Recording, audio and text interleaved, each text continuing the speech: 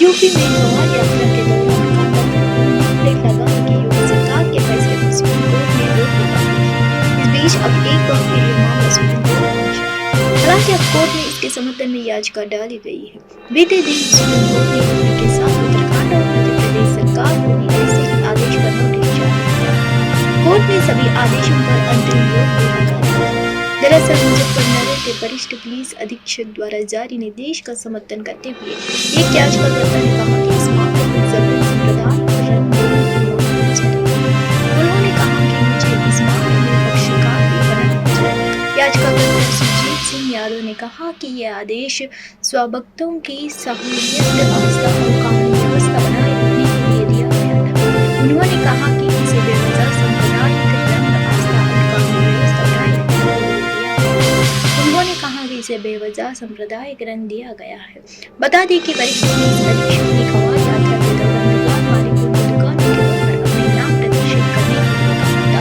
उल्लेखनीय है कि सोमवार को सुप्रीम कोर्ट ने 3 राज्य सरकारों के अधिकारियों द्वारा जारी निर्देश पर अंतरिम रोक लगा दी थी। कबाड़ यात्रा मार्ग पर स्थित भोजनालयों को ऐसे दुकानों के बाहर मालिकों के नाम प्रदर्शित करने चाहिए। कथित तौर पर यह निर्देश उत्तर प्रदेश और उत्तराखंड के कई जिलों में लागू किया गया था और मध्य प्रदेश में उज्जैन में भी इसी तरह के निर्देश जारी किए गए। मुख्यमंत्री योगी आदित्यनाथ ने बुधवार को मुरादाबाद और बरेली मंडल के विधायक एमएलसी संग अलग-अलग बैठक की है। बरेली के जनप्रतिनिधि कांग्रेस सीएम के सामने पहुंचे अधिकारियों को निशाने पर ले गया है। उनका कहना था कि जनप्रतिनिधियों की बात नहीं सुनी जाती है। सीएम ने आश्वासन दिया कि ऐसे अधिकारियों के नाम लिखकर सुधार कराया जाएगा। बैठक में बिजली कटौती, बेसहारा पशुओं को मुद्दा भी उठा, जिनका समाधान का रास्ता तय हुआ है। मुख्यमंत्री ने सभी से लोकसभा चुनाव में अपेक्षित परिणाम नहीं आने का कारण पूछा है। प्रत्येक क्षेत्रवार स्थिति जानने के बाद आपसी मतभेद मिलाकर 2047 के विधानसभा चुनाव की तैयारी में जुटने को कहा है। विधायकों को सलाह दी कि प्रतिदिन सुबह को अपने कार्यकाल पर जनतक दर्शन करें, लोगों की समस्याएं सुने, निराकरण करें। इसके बाद विभिन्न क्षेत्रों में भ्रमण करें। बरेली मंडल की बैठक 11:30 बजे और मुरादाबाद मंडल के जनप्रतिनिधियों को संग बैठक शाम 7 बजे हुई है। दोनों बैठकों में चर्चा के आरंभ लोकसभा चुनाव परिणाम से हुआ है। चुनाव में कहां कसरत रख गई है, इस पर बरेली के विधायक ने बताया कि कार्यकर्ता उदासीन बने रहे। दूसरे दलों से आए नेताओं की ज्वाइनिंग से पहले पार्टी पदाधिकारियों एवं जनप्रतिनिधियों से भी सलाह ली जाती तो माहौल अपेक्षाकृत बेहतर होता है। कुछ विधायकों ने कहा कि चुनाव संचालन और रणनीति में भी कसर रही। कुछ प्रत्याशी अति आत्मविश्वास में होने के कारण जनता के करीब नहीं पहुंचे। उन्हें निश्चित देखकर कार्यकर्ताओं को भी अपेक्षित मेहनत नहीं की। हालांकि मुरादाबाद के जनप्रतिनिधियों की मजबूरी के बसपा एकजुट होने को ही कारण बताया है। बरेली के जनप्रतिनिधियों ने क्षेत्रीय समस्याओं के बारे में भी बात की। अधिकतर विधायकों ने बेसहारा पशुओं के लिए गौशाला प्रबंधन की बात की। मुख्यमंत्री को बताया गया है कि बेसहारा पशुओं की तुलना में गौशालाएं कम है। यदि बजट बढ़ाया जाए तो प्रबंधन बेहतर हो सकता है। सरकार की ओर से पर्याप्त बिजली दी जा रही मगर क्षेत्रीय स्तर पर आपूर्ति में कसर है। इसमें सुधार की आवश्यकता है। मुख्यमंत्री ने सभी से कहा कि अपने क्षेत्रों में अधिक से अधिक समय दे। दोपहर 1:30 बजे तक चली बैठक के दौरान विधायकों ने क्षेत्रीय निगम से संबंधित पत्र भी सौंपे हैं। अमेरिका के राष्ट्रपति जो बाइडेन राष्ट्रपति चुनाव की रेस से बाहर हो चुके हैं। उन्होंने डेमोक्रेटिक पार्टी के राष्ट्रपति पद के उम्मीदवार के रूप में उपराष्ट्रपति कमला हैरिस के नाम का समर्थन कर दिया है। ऐसे में दुनिया भर की निगाह है कमला हैरिस पर टिकी गई है। हैरिस के नाम की औपचारिक घोषणा जल्द हो सकती है। चुनावी सरगर्मियों के बीच डेमोक्रेटिक पार्टी के ज्यादातर संसद से लेकर बिजनेसमैन का कमला हैरिस को भारी समर्थन मिल रहा है। ट्रंप के सामने हैरिस को कमजोर उम्मीदवार मान रहे लोगों को एक वाकये ने चौंका दिया है। दरअसल कमला हैरिस को जमकर राजनीतिक फंडिंग मिल रही है।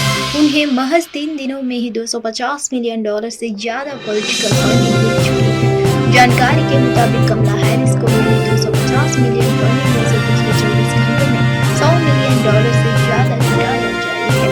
इस तेजी की एक वजह जो बाइडेन का राष्ट्रपति चुनाव रेस से नाम वापस लेना बताया जा रहा है। साथ ही खबरों के मुताबिक फंड देने वाले ऐसे लोग हैं जो चाहते थे कि बाइडेन राष्ट्रपति चुनाव न लड़े। टाइम्स ऑफ इंडिया की रिपोर्ट के मुताबिक जो बाइडेन के चुनाव से बाहर होने के बाद से ही डॉलरों की बरसात हो रही है।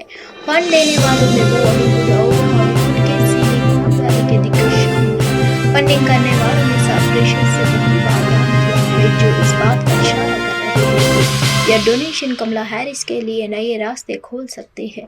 वहीं कमला हैरिस के चुनाव अभियान शुरू करने के बाद से 58,000 लोगों ने वोटिंग के लिए नामांकन कराया है। बता दें कि राष्ट्रपति चुनाव की डिबेट में जो बाइडेन के खराब प्रदर्शन के बाद से ही उन पर लगातार अपना नाम वापस लेने के लिए दबाव बना नजर रहा था।